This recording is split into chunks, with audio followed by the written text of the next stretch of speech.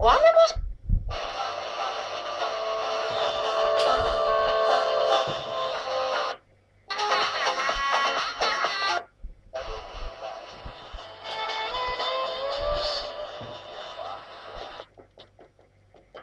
Χαλαρώσατε έτσι λίγο με αυτή τη μουσική ανάσα.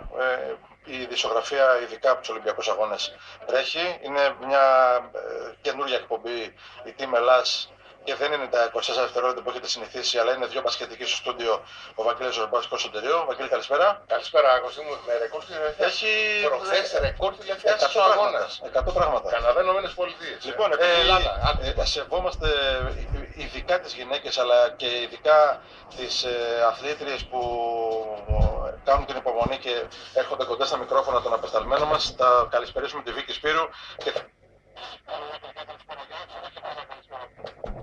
καλησπέρα, παιδιά. Πηγαίνετε και με τους δικούς σας ρυθμούς. Εδώ είμαστε και εμείς χαλαροί. Χαλαροί είναι και οι αθλητές εδώ πέρα που έρχονται τώρα. Προσπαθούν τουλάχιστον να χαλαρώσουμε και έχουμε πολύ καλή παρέα, όπως έχετε διαπιστώσει εδώ από το μεσημέρι που είμαστε. τι βλέπεις, δώσε μας κλίμα για αυτούς που τώρα συντονίστηκαν. Λοιπόν, βρισκόμαστε στο Ολυμπιακό χωριό. Είναι ένα χωριό το οποίο είναι πραγματικά σε μια τοποθεσία ιδηλιακή.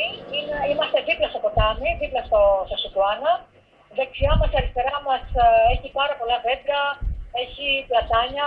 Φανταστείτε ότι είμαστε τώρα, τι να πω τώρα, πείτε μου ένα ορεινό...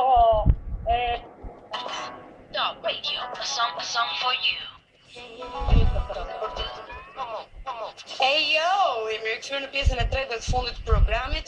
Neve na u fituan fakt pyetja e kuicit që kishim më përpara, se cila ishte pasardhësia e dinozaurëve dhe po e fjalë për pulën, gjë e cila na shokoi të gjithëve. Por e mendon që pula është pasardhësia e dinozaurëve?